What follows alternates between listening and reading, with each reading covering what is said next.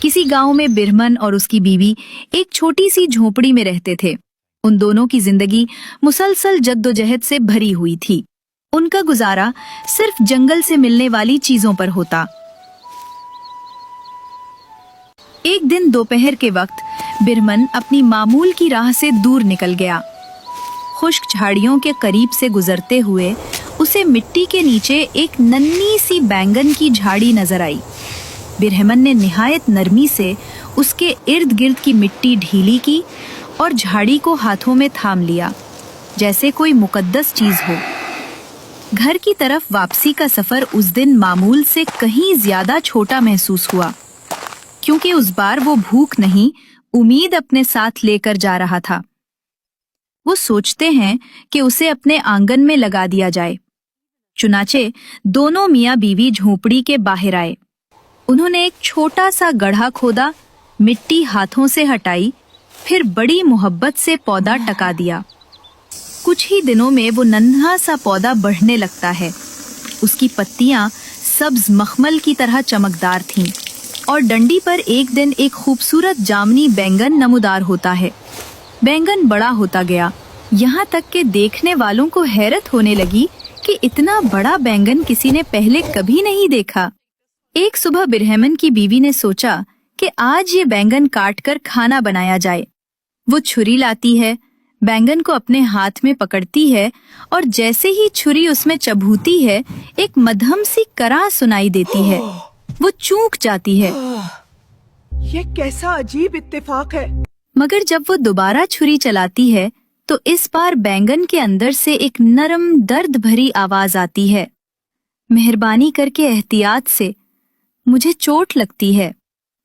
बीवी के हाथ कांप जाते हैं। वो फौरन बिरहमन को बुलाती है। दोनों हैरान होकर बैंगन को आहिस्ता आहिस्ता छीलने लगते हैं और जैसे ही छिलका अलग होता है, उसके अंदर से एक नन्ही सी शहजादी नमूदार होती है। बिरहमन और उसकी बीवी दम बखुद रह जाते हैं। फिर आहिस्ता आहिस्ता उनके चेहरों पर मुस्कुराहट फैल जाती है और वो उसे अपनी बेटी बना लेते हैं। वो दोनों इस नन्ही बच्ची को अपनी गोद में लेते हैं और उसका नाम रखते हैं शहजादी बैंगन। वक्त गुजरता है और शहजादी बैंगन बड़ी होती जाती है। उसकी खूबसूरती, नरमी और मासूमियत देखकर हर शख्स हैरान रह जाता है। बिरहमन की झोपड़ी के करीब ही एक शानदार महल था, जहाँ एक बादशाह और मलका अपने 7 बेटों के साथ रहते थे। एक दिन महल की एक नौकरानी चराग की रोशनी लेने बिरहमन के घर आई। जैसे ही उसकी नजर शहजादी बैंगन पर पड़ी, वो दम बखुद रह गई। लड़की की चमक जैसे आंगन भर में रोशनी फैला रही थी। नौकरानी घबराकर फौरन महल वापस दौड़ गई और मलका के कदमों में गिरकर बोली, मैंने आज तक ऐसी हसीन लड़की नहीं देखी। वो बिरहमन के घर रहती है, जैसे कोई आसमां से उतरी परी हो। ऐसी हुस्न वाली लड़की देखना जरूरी है। मलका खुद भी बेहद हसीन और जमील थी। गंदुमी रंगत, लंबी पलकें और सितारों जैसी आंखें, जिनमें नरमी भी थी और गुरूर भी। शहजादी बैंगन की तारीफ सुनकर मलका के दिल में जैसे किसी ने बर्फ रख दी। उसे महसूस हुआ कि कहीं बादशाह इस बिरहमन की बेटी के हुस्न के जाल में गिरफ्तार होकर उसे भुला ना दे। इसी ख्याल ने मलका के दिल में एक जहरीली चाल जन्म दी। अगले ही दिन उसने अपने कासिदों के जरिए शहजादी बैंगन, जो दरअसल बिरहमन की बेटी थी, को महल आने की दावत भेजी। अल्फाज इतने मीठे और नरम थे कि उनमें शक की गुंजाइश ही न रही। बेगम साहिबा ने मुझे महल बुलाया है।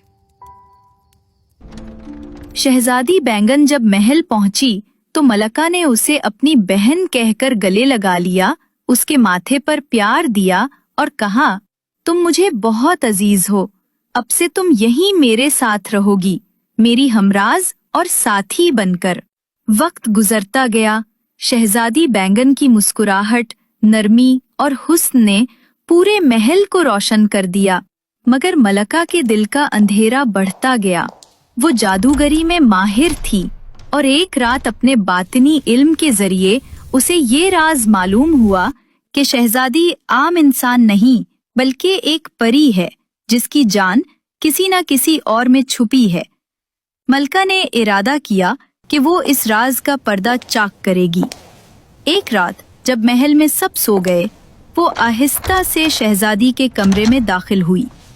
चांद की हल्की रोशनी बैंगन के चेहरे पर पड़ रही थी और वो नीम ख्वाब में मुस्कुरा रही थी। मलका ने ज़ेरे लब मंतर पढ़ना शुरू किया। उसके लबों से निकलते अल्फाज फजा में घुलने लगे और शहजादी के होंठ खुद ब खुद हरकत करने लगे। मध्यम सी आवाज में वो बोली, मेरी जान मलका के बड़े बेटे में है, अगर वो मर जाए तो मैं भी मिट जाऊंगी। मलका के चेहरे पर एक सफ्फाक मुस्कुराहट फैल गई। सुबह होते ही उसने अपने बड़े बेटे को चुपके से मरवा दिया और नौकरानी को हुक्म दिया, जाओ जाकर देखो क्या वो लड़की अब मर चुकी है। नौकरानी जब जाकर आई तो हैरान रह गई। शहजादी बैंगन तो पहले से भी ज्यादा तरोताजा नजर आ रही थी। ये देखकर मलका का दिल दहक उठा। उसने दोबारा जादू के मंत्र पढ़े, फिर वही सवाल किया और शहजादी ने नीम बेहोशी में बताया कि उसकी जान अब दूसरे बेटे में है। मलका ने एक एक करके अपने सब बेटे कुर्बान कर दिए। हर कत्ल के बाद वो उम्मीद करती कि शहजादी मर जाएगी, मगर वो हर सुबह जिंदा और रोशन चेहरे के साथ जागती। आखिरकार जब उसके 7 बेटे मारे गए, तब मलका के दिल में एक तूफान उठ खड़ा हुआ।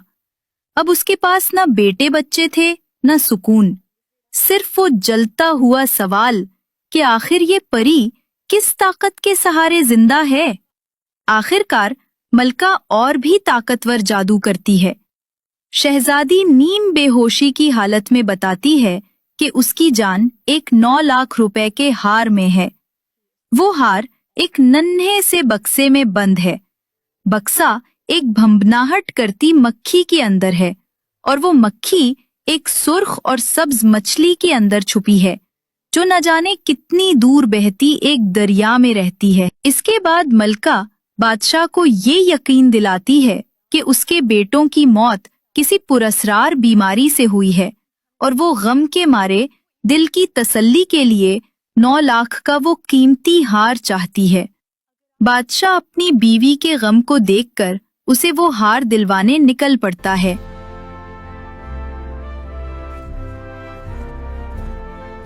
आखिरकार उसे वो सुर्ख और सब्ज मछली मिलती है जिसके अंदर भंभनाती मक्खी छुपी थी, और उसके अंदर वो नन्हा बक्सा और उसमें वो जादुई हार। मलका उस हार को पाकर खुश हो जाती है।